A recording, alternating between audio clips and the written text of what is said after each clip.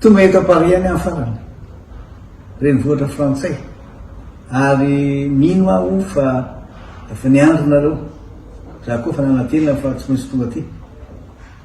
ary eo aminareo fa de miraba atsika rehetra aloha zay monina ty Eropa ty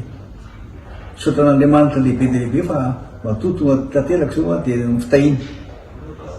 ty laza aminareo a zavatra manjony firenentsika na Madagasikara fa avy navita ny toro le congrès régional de nanao congrès national nandray fanapahan-kevitra ary tena tapa-kevitra hiaraka sika anaritra Madagasikara hiaraka tsika amonjy andreo zanatsika jeloke zatra anazy ny ankizy nanala-bako maly nareo manala tsara de avelantsika amizao ve reny zafady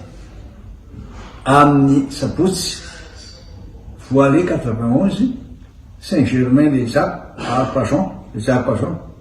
amboroa ao tsika niona raha de tongafa fa miandry anareo aho nareo koa manantena eo namiko zay aloha fa de amin'ny sabotsy ary samy tendry Andriamanitra